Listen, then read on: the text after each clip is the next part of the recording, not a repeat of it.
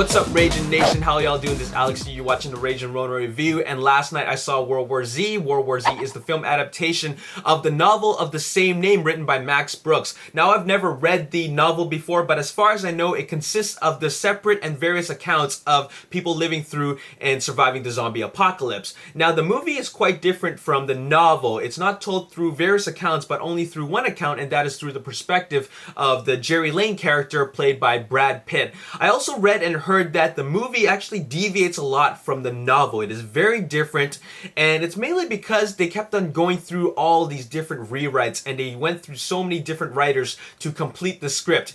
And because of that, it made the movie have a very different feel compared to the novel, and it also goes in different directions.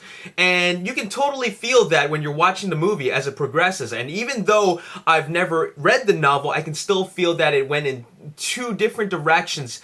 The movie is directed by Mark Forster, who directed Quantum of Solace, the James Bond movie, and this is his second entry into the action genre. And I say the action genre because it feels more like an action movie than a zombie horror film. But anyways, before I talk about that, let's talk about the characters.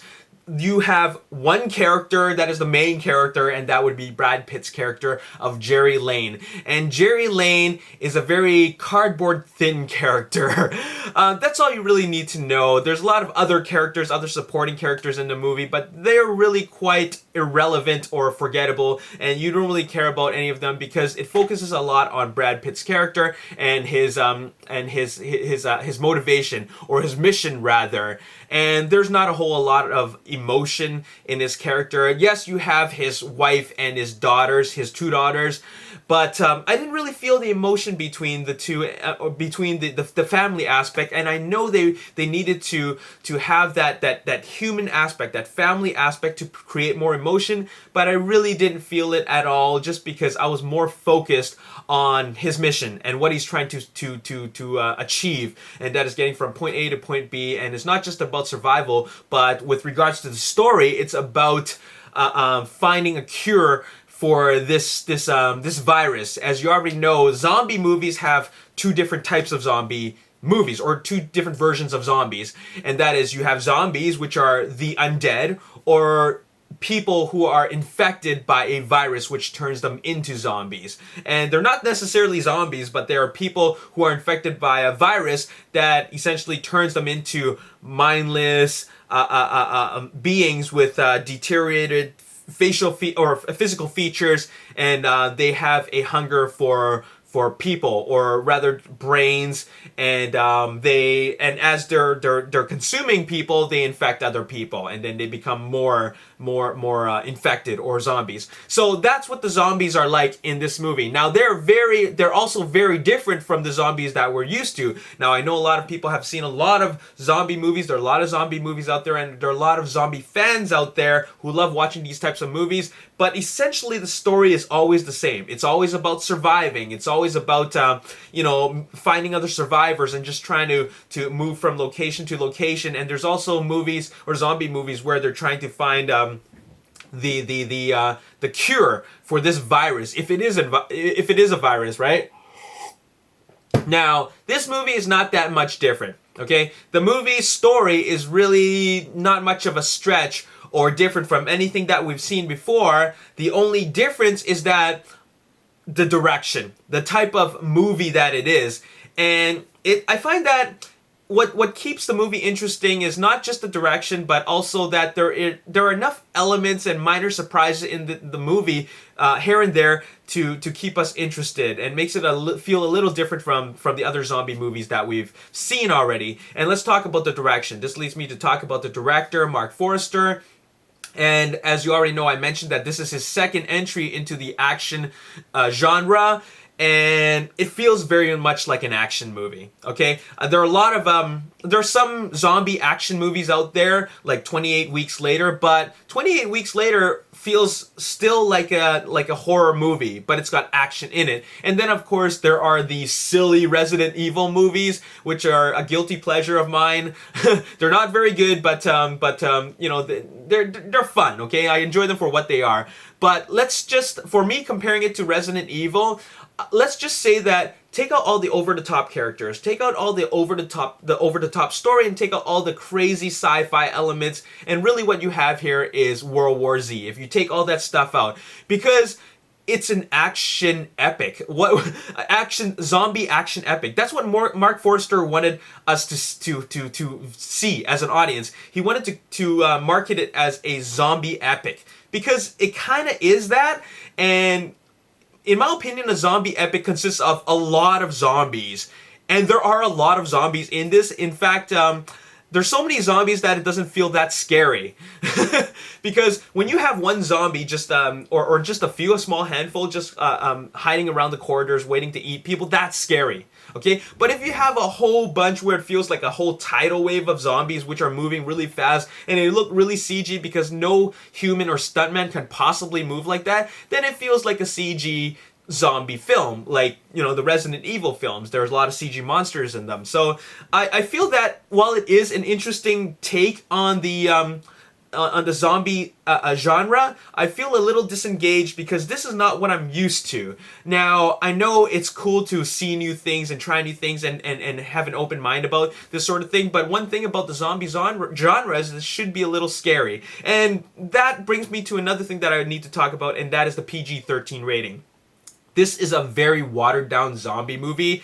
I don't think the zombies look very scary at all. They're meant to scare us. They should be scary, but they don't look that scary. Some of them have very, very deteriorated facial features, making them look kind of scary. But other ones which aren't turned that much, or they haven't transformed that much.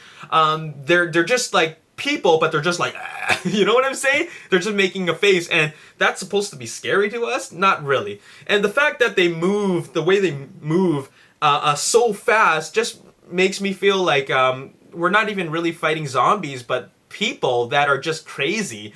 So, and which also leads me to talk about the cinematography. Now, this movie just has a lot of shaky camera work and a lot of quick cutting. If you've seen Quantum of Solace, you know how he directs movies. They're very close-up shots. They're very shaky camera work.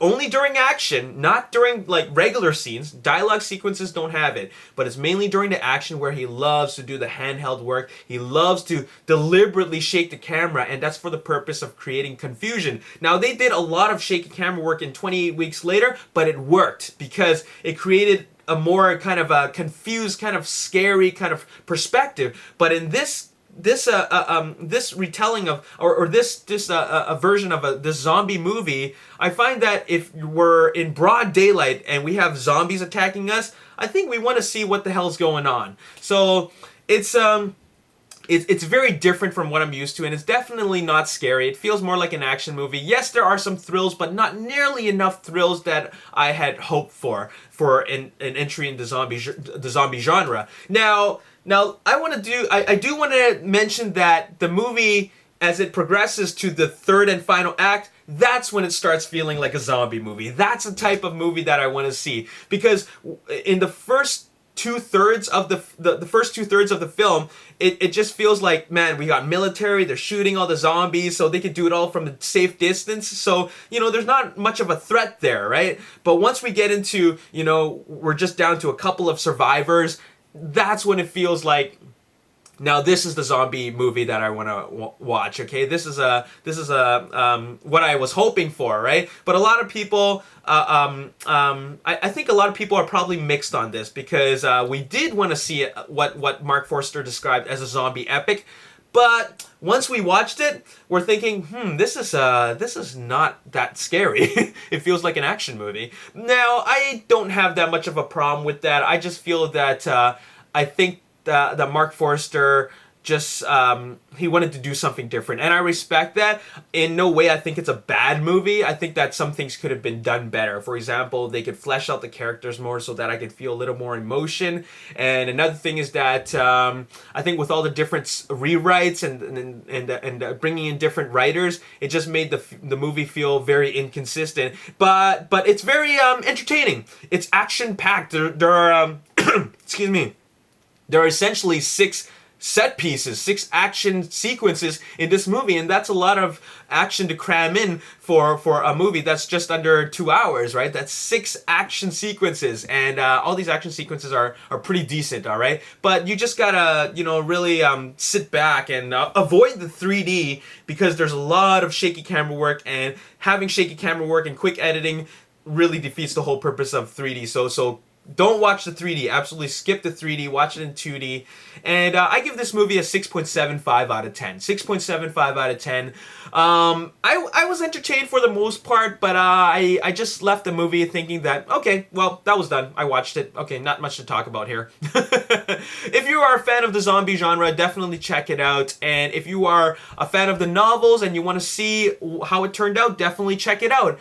But if you are a fan of the zombie genre, and you really like scary, like zombie genre movies, then you might be disappointed. So I'm gonna give it a 6.75 out of 10, and I'm really curious to see what happens next. What happens next in the next installment, because there could be another one. All right. Anyways, that's all I got to say in this review. I hope you enjoyed it. As always, if you did enjoy it, hit that like button, subscribe to my YouTube channel, like me on Facebook, The Ragin Nation, and also follow me on Twitter at Ragin Nation. My name is Alex, and thanks for watching. I'll see you next time. Peace. Cast her role completely. So that's what's going to happen. Now, another big announcement in terms of release dates is that not a specific date, but Jurassic Park 4 will be released in summer of